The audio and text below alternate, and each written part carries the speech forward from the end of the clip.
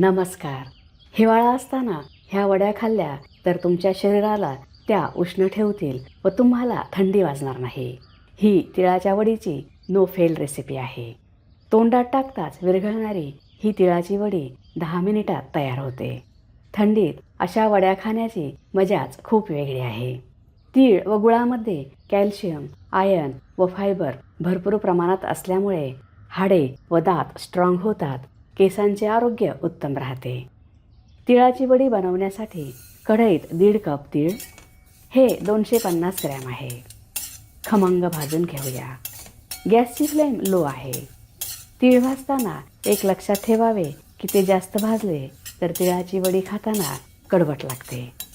दररोज योग्य प्रमाणात तीळ खाल्ले तर केस उत्तम राहतात, हाडे स्ट्रॉंग होतात. भाजल्याचा सुवास येत आहे. रंगही थोडासा बदलला आहे. हे फुलले आहेत. तीळ लो फ्लेमवर भाजल्यामुळे व सतत हलवल्यामुळे एकसारखे भाजले आहेत. भाजलेले तीळ काढून घेऊया. थंड होण्यासाठी ठेवूया. आता अर्धा कप शेंगदाणे, हे 100 ग्रॅम आहे. लो टू मिडियम फ्लेमवर खमंग भाजून घेऊया. तीळ व शेंगदाणे काळसर भाजू नये. शेंगदाणे सतत हलवल्यामुळे खमंग भाजले आहेत. थंड झाल्यावर शेंगदाण्याची साले काढून टाकूया. आता ताटाला साजूक तूप सर्व बाजूंनी व्यवस्थित लावूया. त्यामुळे ताटापासून वडी सहज निघेल. वड्या थापण्याची प्रोसेस पटपट करायची आहे, त्यामुळे आपण ही तयारी आधीच करून ठेवत आहोत. ताटाला वरपर्यंत तूप लावले आहे. आता मिक्सरच्या भांड्यात भाजलेले शेंगदाणे थंड झाल्यावर त्यांची साल काढून टाकली आहे. मिक्सर चालू बंद करून जाडसर वाटून घेऊया. शेंगदाणे जाडसर वाटून घेतले आहे. आता भाजलेले तीळही मिक्सर चालू बंद करून जाडसर वाटून घेऊया. वडी खुसखुशीत होण्यासाठी तीळ व शेंगदाणे जाडसर वाटून घेतले आहेत. शेंगदाणे व तीळ थंड झाल्यावरच वाटावे, नाहीतर तीळ व शेंगदाण्यातून तेल रिलीज होईल. मिल्क पावडर अर्धा कप, ही 75 ग्रॅम आहे. ह्याने वडीला खूप छान चव येते. वेलची पावडर अर्धा छोटा चमचा. व्यवस्थित मिक्स करूया.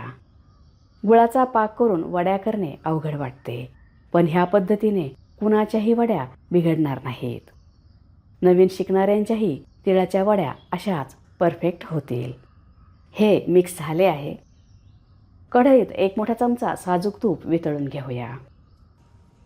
त्यात 1.5 कप बारीक चिरलेला गूळ, 1 मोठा चमचा पाणी. गॅसची फ्लेम लो आहे. तिळाच्या वड्या खुसखुशीत चविष्ट होण्यासाठी व त्यावर चमक येण्यासाठी साजूक तूप वापरले आहे. गूळ लवकर वितळण्यासाठी व करपू नये म्हणून बारीक चिरून घेतला आहे. हा फक्त वितळून घ्यायचा आहे, पाक करायचा नाही. ह्या वडीसाठी साधा गूळ घेतला आहे, चिक्कीचा गूळ घेऊ नये. ह्यावर बुडबुडे यायला सुरुवात झाली आहे. गॅस बंद करूया. आता वड्यांची पुढची प्रोसेस पटपट करायची आहे. भाजलेले मिश्रण ओतून मिक्स करूया. गुळाचा पाक झाला तर वड्या कडक होतात. तूप लावलेल्या ताटात मिश्रण गरम असतानाच ओतूया. मिश्रण एकसारखे थापून घेऊया.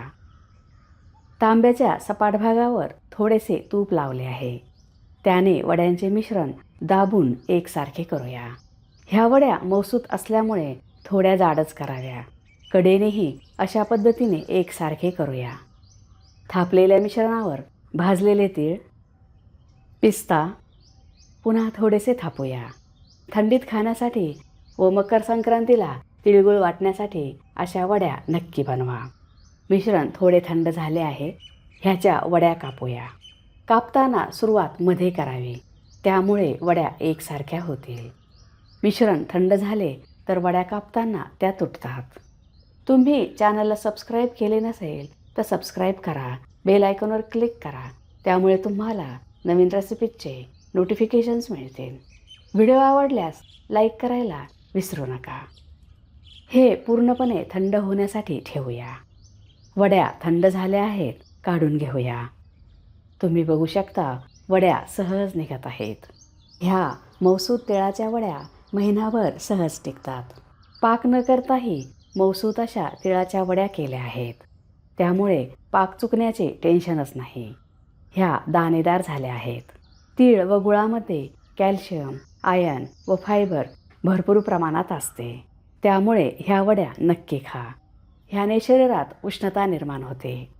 ह्या वड्या खूपच नरम व खुसखुशीत झाल्या आहेत. घरातील वयस्कर व्यक्तीही सहज खातील एवढ्या नरम झाल्या आहेत. एक वडी तोडून बघूया. तयार आहे तिळाची मऊ वडी. तुम्हाला जर माझा व्हिडिओ आवडला असेल तर लाईक करा, शेअर करा, सबस्क्राईब करा. बघत रहा शांभवीज किचन. धन्यवाद.